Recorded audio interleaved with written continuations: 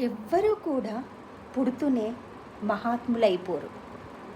పుట్టాక మన అమ్మ నాన్నలు కొంతకాలం మనకు కాళ్ళు చేతులు వచ్చేంత వరకు, మనకు ఊహ తెలిసేంత వరకు మనకు చేదోడు వాదోడుగా ఉంటూ మంచి చెడులు చెప్తూ మనల్ని పెంచుతారు.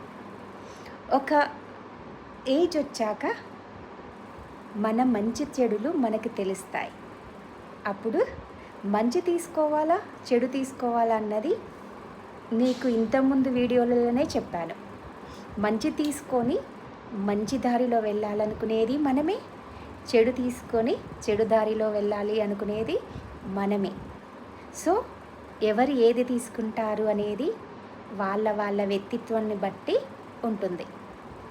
మనతో పాటు ఎంతోమంది స్నేహితులు మన ఈ లైఫ్ జర్నీలో ఉంటారు. అందరూ ఒకేలా ఉండరు కదా, ఒక్కొక్కరు ఒక్కో టైప్ ఉంటారు.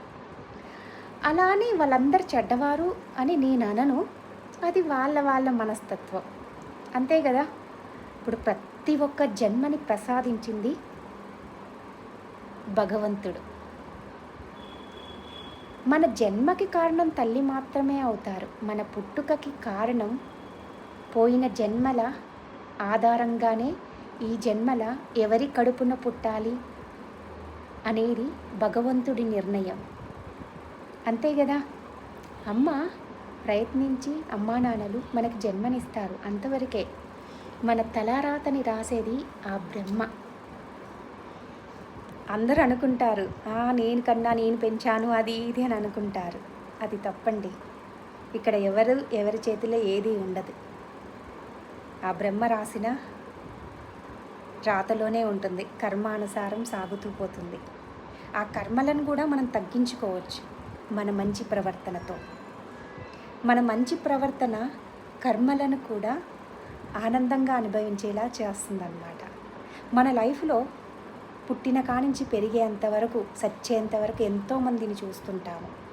ప్రతి ఒక్క జన్మని గౌరవించాలి, ప్రతి ఒక్క పుట్టుకని గౌరవించాలి. వాళ్ళలా వీళ్ళిలా, వాళ్ళు అలానే, అది వాళ్ళ ఇష్టము, తప్పులేదు.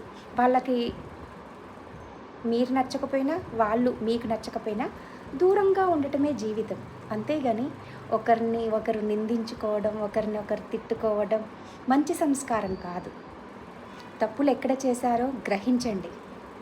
ఆ తప్పులని సరిదిద్దుకొని చాలా చక్కనైన జీవితాన్ని అమర్చుకోండి.